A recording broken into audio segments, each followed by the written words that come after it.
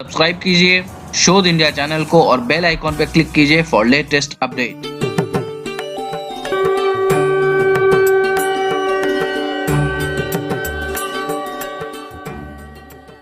नमस्कार मित्रों, एक बार पुनः आपका स्वागत है मेरे इस YouTube चैनल शोध इंडिया में, जहां पर हम रामायण की श्रृंखला लेकर के चल रहे हैं और रामायण के अलग अलग विषयों से संबंधित हम यहां पर आपको मार्गदर्शन देते हैं। मुख्य तौर पर हम वाल्मीकि रामायण को अपनी पृष्ठभूमि बना करके चल रहे हैं। यहाँ पर वाल्मीकि रामायण से संबंधित आप लोगों को हम बताने का प्रयास करते हैं, क्योंकि बहुत सारे घरों में श्री रामचरितमानस पढ़ी जाती है और वाल्मीकि रामायण बहुत कम लोग पढ़ते हैं और वाल्मीकि रामायण के बारे में बहुत कम लोगों को जानकारी है। लेकिन आज का ये जो हमारा वीडियो है, ये वाल्मीकि रामायण से थोड़ा सा हट करके हमने बनाया है, क्योंकि बहुत सारे शिव भक्त ने ये निवेदन किया कि वाल्मीकि रामायण के अंदर भगवान शिव के विवाह का वृत्तांत नहीं है। वाल्मीकि जी ने उसको नहीं लिखा है, लेकिन तुलसीदास जी ने बहुत ही सुंदर विवरण शिव विवाह का दिया है।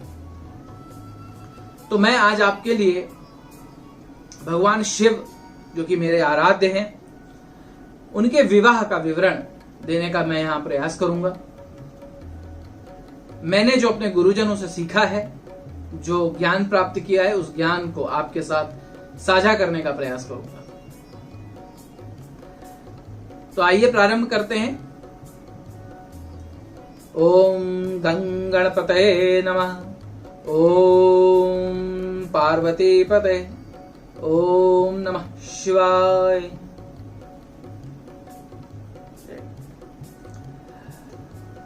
भगवान शिव बहुत भक्त हैं भगवान शिव के, और भगवान शिव की इस विवाह का विवरण आपने बहुत बार सुना होगा।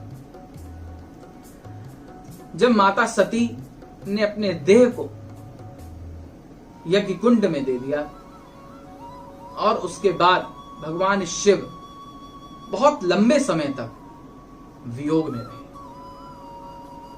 उसके पश्चात कुछ दैत्यों ने इस प्रकार की साजिश रची कि भगवान शिव का जो पुत्र होगा वही मुझे मार सकेगा, क्योंकि उन्हें ऐसा लगता था कि भगवान शिव अब विवाह नहीं करेंगे तो उनके पुत्र होने की संभावना नहीं है, इसलिए मुझे अमरता प्राप्त हो जाएगी, हम अमर हो जाएंगे। जब सभी देव बहुत परेशान हो गए तो उन्होंने भगवान से निवेदन किया, भगवान विष्णु से निवेदन किया, ब्रह्मा जी से निवेदन किया, मां भगवती से निवेदन किया। तो यहां से प्रारंभ हुई भगवान शिव के विवाह की प्रक्रिया। मैं आपको बहुत ही साधारण तरीके से और बहुत ही शॉर्ट में बताऊंगा, ताकि आप बोर ना हो और इसके मुख्य जो पॉइंट्स हैं वो आप समझ सकें। मां भगवती ने हिमालय राज के यहां पार्वती के स्वरूप में जन्म लिया और भगवान शिव के लिए उन्होंने बहुत घनघोर तप किया। इस तप को करने के पीछे नारद जी का ज्ञान कहीं ना कहीं था। मां पार्वती के गुरु के स्वरूप में नारद जी ने यहां पर भूमिका निभाई। वो भगवान शिव का रिश्ता लेके हिमालय जी के यहां गए और उन्होंने भगवान शिव के रिश्ते को मां पार्वती जी के लिए बताया। मां पार्वती जी ने तप किया, भगवान शिव इस विवाह के लिए तैयार हुए। इसके बाद प्रारंभ हुआ विवाह का प्रक्रिया। अब शादी तय हो गई, इसे मैं थोड़ा आज के दौर से बताऊंगा कि शादी तय हो गई, कुंडलियां एक्सचेंज हो गई, कुंडलियां देख ली गई, स्वयं श्री ब्रह्मा जी ने सारे मुहूर्त और सभी चीजों का निर्धारण किया और दिन आया विवाह का, जिसे हम शिवरात्रि के रूप में जानते हैं। भगवान शिव तो भोले हैं और कैलाश पे रहने वाले हैं। दीन दुनिया से उन्हें क्या खबर, दीन दुनिया से की चीजों से उन्हें क्या लेना देना। यहां पर भगवान शिव का जब विवाह है तो उनके जो गण हैं वो गण बोलते हैं कि प्रभु आपकी शादी है, आप कैसे तैयार होंगे? आपको सुंदर सा तैयार होकर के जाना चाहिए। भगवान शिव ने बोला, अच्छा मुझे तैयार होना पड़ेगा क्या? नहीं, बिल्कुल, आप तो दूल्हा हैं, दूल्हे को तैयार होके जाना पड़ता है। आज आपका दिन है, आपको कुछ अलग दिखना है। तो भगवान शिव ने बोला, भाई देखो, हमें तो ये सब आता नहीं है, तुम लोग जैसा चाहो वैसा हमें तैयार कर लो। यहां पर भगवान शिव बैठ जाते हैं और जो उनके गण हैं वो उन्हें तैयार करने का कार्य प्रारंभ करते हैं। अब देखिए उनकी तैयारी कैसे हो रही है। यह हुआ कि दूल्हे को थोड़ा पाउडर वाउडर लगा दिया जाए, दूल्हे को थोड़ा गोरा बनाया जाए। वैसे तो भगवान शिव स्वयं बहुत गोरे थे, कपूर गौरम करुणा अवतारम, कपूर के समान गोरे। लेकिन शादी जब होती है तो दूल्हा और गोरा होता है, पार्लर में जाता है, फेशियल कराता है, रगड़वाता है, चेहरे को खूब मालिश करवाता है, कई दिन पहले से अच्छा कुछ खाने को चालू कर देता है, बाल में तेल लगाना चालू कर देता है। चाहे जितना सुंदर लड़का हो या लड़की हो, वो तैयारी करने लगती है, क्योंकि एक लाइफ का बहुत इंपॉर्टेंट इवेंट होता है, ड्रीम होता है सबका। तो भगवान शिव तो वैसे ही बहुत गोरे थे, लेकिन गणों ने बोला नहीं, इन्हें और सुंदर बनाना है। तो क्या ले आए? ताजे ताजे मुर्दों की भस्म ले आए, शमशान जाकर के। अब जो जैसा होगा उसको तो वैसा ही दिखाई देगा, जो जहां रहता है, जिसने बचपन से जो चीज देखी है वो तो वही करने वाला है। उन्होंने तो देखा था कि जब अच्छा तैयार होना है तो भस्म रमानी है, तो वो गए और भस्म ले आए और भोलेनाथ को एकदम पूरा भस्म से लपेट दिया। बोले वाह वाह बाबा, क्या दिख रहे हैं आप। कहते हैं अब इनको मुकुट लगाना पड़ेगा। दूल्हे के तो मुकुट होता है सर पे, सेहरा होता है। कहते हैं अब क्या करें? कहते हैं अरे सर्प बहुत सारे, इन्हीं से बना देते हैं। खूब सारे उसमें से सर्प, अच्छे छोटे बड़े छांटे और सर्प का पूरा एक मुकुट बना दिया। कुछ सर्प यहां से ऐसे निकले हुए हैं, कुछ सर्प यहां से ऐसे निकले हुए हैं, कुछ यहां से बीच से निकल रहे हैं, और खूब सुंदर सा एक मुकुट बना दिया। बोले प्रभु मुकुट तो बन गया, अब कहते हैं यहां कमंडल बना दो, कड़े पहना दो। सब जगह सर्प, छोटे छोटे सर्प का कड़े बना दिए यहां, उससे छोटे सर्प थे उनकी अंगूठियां बना दी। बोले बाबा आप तो बहुत सुंदर दिख रहे हैं, लेकिन अभी भी कोई कमी दिख रही है। तो नंदी जी ने बोला अरे कमी तो दिखेगी भाई, दूल्हे के गले में माला ही नहीं है।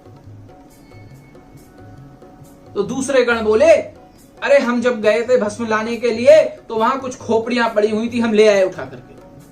अब नंदी जी लगे उन खोपड़ियों में छेद करने, अब रस्सी नहीं मिली तो 2-3 पतले पतले सांप जो थे वो ढूंढे और ढूंढ करके उन खोपड़ियों के बीच से निकाल के उनकी माला बना दी और वो माला भोलेनाथ को पहना दी। अब वो सर्प जब उस माला के अंदर घूमते थे खोपड़ियों के अंदर, तो खोपड़ियां ऐसे ऐसे होती थी। अद्भुत दृश्य, अद्भुत। उसके बाद नंदी ने बोला प्रभु वस्त्र।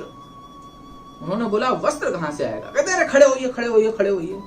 भोलेनाथ खड़े हो गए, तो जिस बाघांबर पर वो बैठते थे उठाई और वही लपेट दी कब्र में। अब वो उसको टाइट करने के लिए एक और सांप उठाया और उससे उसको बांध दिया, बोला यहीं टिके रहना। भोलेनाथ ने अपने आप को देखा, बोले अरे आज तो मैं बड़ा गजब लग रहा हूं, आज बहुत कमाल दिख रहा हूं आज। और लगे डमरू बजाने, डम डम डम डम डम डम डम डम, खुशी में, प्रसन्नता में। अरे आज मैं बहुत बढ़िया दिख रहा हूं, चलो बारात लेके चलते हैं। तो गण बोले प्रभु और भी बहुत सारे बाराती आना चाहते हैं, संकोचवश आ नहीं रहे हैं। कहते क्यों नहीं आ रहे? कहते प्रभु बोले हमें बुलाया ही नहीं है, हम कैसे आ जाएं? लेकिन बाबा भोले की हमको बारात देखनी है, ये मौका दोबारा कभी नहीं आएगा, तो हमें बुला लो। भोलेनाथ ने बोला अरे सबके लिए निमंत्रण है, जो आना चाहे आ सकता है। तो सबने वहां पे आवाज लगाई, क्या? हर हर महादेव, हर हर महादेव। और तभी वहां से जगह जगह से भूत प्रेत पिशाच निशाचर गंधर्व सब निकल के आने लगे, यहां से वहां से इधर से उधर से। भिन्न भिन्न प्रकार के, भिन्न भिन्न प्रदेशों से, विदेशों से, भिन्न भिन्न लोकों से भूत प्रेत गण सब निकल के आ गए। बाबा भोलेनाथ ने देखा, अरे तब बराती बाबा भोलेनाथ और प्रसन्न हुए। अब उसमें भिन्न भिन्न प्रकार के बराती थे। किसी के सर नहीं, किसी के हाथ नहीं, किसी के आंख नहीं। कोई सर के बल चल रहा है, कोई हाथों के बल चल रहा है, किसी के पूरे शरीर में आंखें हैं, किसी के पूरे शरीर में बाल हैं। कोई दिख नहीं रहा, सिर्फ आवाजें आ रही हैं। कहीं सिर्फ वायु दिख रही है, कहीं सिर्फ अग्नि दिख रही है। भिन्न भिन्न प्रकार के लोग। देवताओं ने देखा, भगवान विष्णु ने देखा, ब्रह्मा जी ने देखा। बोले भाई ये तो भोलेनाथ जी की बारात बड़ी अजीब हो गई है। अगर इस बारात के साथ चले तो वहां पे अगवानी में कुछ मिलने वाला नहीं है, भगा दिए जाएंगे। तो क्या किया जाए? कहते हैं चलो हम लोग आगे आगे चलते हैं, इन गणों को पीछे मौज मस्ती करके आने दो। तो सारे देवता, गंधर्व, भगवान विष्णु, ब्रह्मा जी सब बारात लेके आगे आगे चलने लगे। और इधर बैल पे बैठ करके शंकर जी अपनी बारात लेके डम डम डम डम डम डम डमरू बज रहा है, मृदंग बज रहा है, ढोल बज रहे हैं, नगाड़े बज रहे हैं, चुड़चुड़ी बज रही है, तरह तरह की भिन्न भिन्न प्रकार की आवाजें हो रही हैं। भस्म को उड़ाया जा रहा है। हर हर बम बम, हर हर बम बम, हर हर बम बम, हर हर महादेव, ऐसे आवाजों से आकाश गुंजायमान हो गया। जहां देखो वहीं भूत प्रेत गण दिखाई दे रहे हैं। लोग देख रहे हैं तो अरे ये क्या है? अरे भगवान भोलेनाथ की बारात जा रही, शिव जी की बारात जारी कर रहे हैं। अरे बाप रे, ऐसी बारात। ऐसे करते करते जो देवताओं की बारात थी, जो आगे आगे चल रही थी, वो जल्दी से जो है अगवानी करने के लिए पहुंच गई। अब वहां पे बड़ा भव्य स्वागत, शरबत पिलाया जा रहा है, समोसे खिलाए जा रहे हैं, जलेबियां खिलाई जा रही हैं, रसगुल्ले खिलाए जा रहे हैं, भिन्न भिन्न प्रकार के भोजन देवताओं के स्वागत के लिए। देवताओं ने बोला भाई ऐसा है कि पीछे से जो बारात अपने आ रही है, उस बारात के आने के बाद इसमें से कुछ भी मिलने वाला नहीं है। तो जितना भोग लगा सको, जितना भोजन कर सको कर लो, क्योंकि उसके बाद दो ही चीजें होनी है। या तो हम सब यहां से भगा दिए जाएंगे, या ये भूत प्रेत और जो गण है ये खा लेंगे और हमें कुछ ना मिलेगा। तो वो फटाफट अपना स्वागत कराने में और भिन्न भिन्न प्रकार का जो भोजन था उसे ग्रहण करने में लग गए। तब तक पीछे से आवाज आने लगी। तो वहां पर ये जो बारात पहले पहुंची थी, तो वहां पर जो जनाती थे, यानी जो लड़की के घर वाले थे, पार्वती जी के घर वाले थे, गांव वाले थे, जो छोटे छोटे बच्चे थे, बूढ़े थे, शहर गांव के, वो सब जो बारात देखने आए थे, वो दूल्हा ढूंढ रहे थे। दूल्हा कहाँ है? एक बूढ़े ने देखा भगवान विष्णु, कमल नयन, हाथ में सुदर्शन चक्र लिए हुए, एकदम सुंदर काया। बोले दूल्हा यही है, 100% दूल्हा यही है। इतनी सुंदर काया, इतने सुंदर सुंदर बाराती हमने तो जीवन में कभी देखे नहीं है। चलो दूल्हे से मिलते हैं चल के। और वो भगवान विष्णु के पास गए और हाथ जोड़े, बोले आप जैसा दूल्हा देखकर मेरा तो हृदय प्रफुल्लित हो गया। इतना सुंदर दूल्हा हमने आज जीवन में पहली बार देखा है। भगवान विष्णु हंसने लगे, बोले भाई मैं दूल्हा नहीं हूं, दूल्हा तो अभी पीछे से आ रहा है, मैं तो बाराती हूं। सबने सोचा बाराती इतने सुंदर हैं, इतने विशाल हैं, तो सोचो दूल्हा कैसा होगा। तब तक वो जो बम बम की आवाज आ रही थी, वहां से पूरे बाराती आ गए। अब जब उन्होंने देखा तो उनको लगा हमारे यहां हमला हो गया है, भूतों प्रेतों का हमारे यहां हमला हो गया है। सब भागे वहां से। बच्चे दौड़ दौड़ के मां के पल्लुओं में घुस गए, बेड के नीचे घुस गए, चारपाई के नीचे, इसके नीचे, उसके नीचे, जिसको जहां जगह मिली। कोई अन्न का भंडार में छुप गया जाकर के। बोला अरे बाप रे बाप, आज तो पूरा जो है हमारा ये नगर समाप्त हो जाएगा। आज भूत प्रेतों चुड़ैलों ने हमारे यहां आक्रमण कर दिया है। तब तक उसमें जो बूढ़े थे, बुजुर्ग थे, समझदार थे, उन्होंने सिचुएशन को समझा, समझने का प्रयास किया। हो क्या रहा है? अभी तो लोग बोल रहे थे बारात आ रही है पीछे से, और बैल पे चढ़ के कौन आ रहा है? भगवान विष्णु ने बोला, ये महादेव हैं, भगवान शिव हैं, और यही दूल्हा है, इनका स्वागत कीजिए। कोई मानने को तैयार नहीं। बोले ये दूल्हा नहीं हो सकता, मेरी बिटिया तो इतनी कोमल है, इतने अच्छे से उसका हमने पालन पोषण किया है, किसी चीज की कमी नहीं करी, हमने उसे कभी जमीन पर पैर नहीं रखने दिया, हमने कभी उसे कोई कार्य नहीं करने दिया, उसके हर कार्य के लिए दास दासियां सदैव तत्पर रहते थे। ये भूत प्रेत कहां से आ गए? ये कैसा घर है, ये कैसा खानदान है जिसमें आप हमारी बच्ची का विवाह करा रहे हैं? भगवान विष्णु ने बोला, ये भगवान शिव हैं, भोलेनाथ हैं, ये ऐसे ही रहते हैं, आप इनका स्वागत कीजिए। द्वारचार के लिए जब मां पार्वती की माता वहां पर आई और उन्होंने जैसे ही शिव को देखा और थाली आगे बढ़ाई, तो वहां पे जो नागों का मुकुट था, सेहरा जो बांध रखा था, उसमें से नागों ने फुंकारना चालू किया, उनके गले में जो माला थी उससे फुंकारना चालू किया, उन्होंने थाली फेंकी और भागी और रोने लगी, चिल्लाने लगी। उनके साथ जो उनकी सखियां थीं, मां पार्वती की जो सखियां थीं, वो चिल्लाने लगी, बिलखने लगी, डर गईं,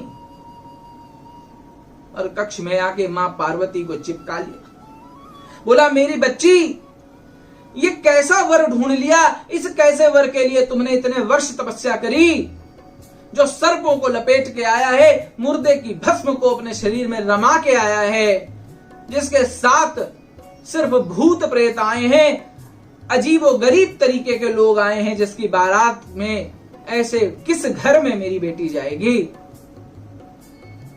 ये तो बहुत ही कोमल है, कैसे रहेगी वहां पर? तब तक वहां पर पार्वती जी की एक सखी आई, बोला, रिश्ता किसने बताया था? पहले उस व्यक्ति का नाम बताओ। तभी वहां पर नारद जी का नाम आया कि अरे नारद लेके आए थे रिश्ता। अरे बाबा, अरे बाबा। फिर पार्वती जी की मां ने जो रिश्ता लेके आए थे नारद जी, जो जो बातें उन्हें बोली, ये तो इस संसार में होता है, जो विवाह करवाता है बिचौलिया होता है, जो बिचवानी का काम करता है, उसे सदैव गालियां मिलती, बीच में पिसता है वो हमेशा। वही नारद जी का हाल हुआ। बोले, अरे उनका तो विवाह नहीं हुआ, उनके बच्चे नहीं है, वो क्या जाने बच्चों का मोह, उन्हें क्या मालूम एक मां की ममता क्या होती है, उन्हें क्या मालूम मैंने अपनी इस बच्ची को किस तरीके से अपने हाथों पर पाला है, और कहां किस के साथ मेरी बच्ची का ये विवाह कर दे रहे हैं। तब भगवान श्री विष्णु, ब्रह्मा जी, नारद जी, सप्तऋषि इत्यादि वहां पर सब पहुंचे और मां सती वाला जो वृत्तांत था वो उन्हें सुनाया, और उन्हें बताया कि स्वयं मां जगदम्बा ने आपके घर में मां पार्वती के स्वरूप में जन्म लिया है, और यह विधान है, विधि का विधान है, इसको आप परिवर्तित नहीं कर सकते। ये मां शक्ति है स्वयं, जो आपके घर में जिन्होंने जन्म लिया है, ये पहले से ही भगवान शिव की है।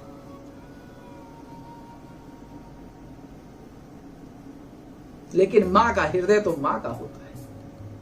बोले, ये कंदराओं में कैसे रहेंगी, ये कैसे रहेंगी वहां पहाड़ों पर महलों में रहने वाली?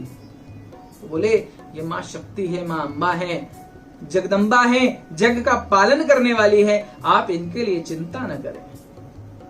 ये तो संसार की चिंता को दूर करने के लिए इन्होंने जन्म लिया है, संसार का कल्याण करने के लिए इन्होंने जन्म लिया है, आप इनकी चिंता कदापि न करें। इस प्रकार से कह करके सब ऋषियों ने, भगवान विष्णु ने और ब्रह्मा जी ने उन्हें मनाया। इसके पश्चात ब्रह्मा जी भगवान शिव के पास गए और बोला, प्रभु अब अपने इस रूप को त्यागिए और दूल्हे के रूप में आइए। फिर भगवान शिव को सुंदर पीतांबर वस्त्र पहनाए गए। कहते हैं इतने सुंदर भगवान शिव लग रहे थे, जो कपूर के समान गोरे हैं। उनके ऊपर जब ये पीले वस्त्र पहनाए गए तो जो आभा, जो रोशनी आ रही थी, उससे सब मंत्रमुग्ध हो गए। माता के मन का द्वेष विकार मिट गया, माता के मन का असंतोष भगवान शिव ने दूर कर दिया। देखिए यहां पर बहुत अच्छा भगवान शिव ने हमें बताया है। आमतौर पर जब शादियां होती हैं तो लोग अपनी अच्छी या बुरी चीजें छुपाते और बताते हैं। अच्छी बातों को बताएंगे, बुरी बातों को छिपाएंगे। तो यहां पर भगवान शिव ने यह संदेश दिया है कि जो सत्य है सदैव वो बताइए विवाह के समय। ऐसा ना हो कि सुंदरता दिखा के, अच्छाइयां दिखा के आप विवाह करें और बाद में जब सत्यता सामने आए तो माता पिता पत्नी सब रुष्ट हों और दुखी हों। इसीलिए भगवान शिव ने अपने सत्य स्वरूप को प्रकट किया यहां पर, ताकि उनके जो सास ससुर हैं, जो उनके ससुराल पक्ष के लोग हैं, वो कल को ये ना कह सकें कि मेरी बेटी को झूठ या गलत बोल करके विवाह कर लिया और उसके बाद उसे कंदराओं में, पहाड़ पर, जंगल में ले जा करके रखा, भूतों प्रेतों और गड़ों के बीच में रखा। एक बहुत अच्छा संदेश है, ये बताना बहुत आवश्यक था, क्योंकि हमारी जितनी भी पौराणिक पुस्तकें हैं उन सब के अंदर इसी प्रकार के संदेश इन कहानियों में छुपे हुए हैं। इसके पश्चात भगवान शिव और माता पार्वती का विवाह संपन्न हुआ। इस वृत्तांत को सुनने से कहते हैं सभी प्रकार के पाप नष्ट हो जाते हैं। मैंने प्रयास किया कि आपको बहुत ही शॉर्ट में, बहुत ही छोटे में इस कथा को बताऊं, और जो भी भगवान शिव के भक्त हैं उन्हें इस विवाह की कथा को एक बार पुनः वापस से सुनाने का छोटा सा प्रयास करें। तो अगर ये वीडियो आपको मेरा पसंद आया हो, प्लीज इसे लाइक कर दें, मेरे चैनल को सब्सक्राइब करें और यूं ही हमारे साथ जुड़ के रहें। धन्यवाद।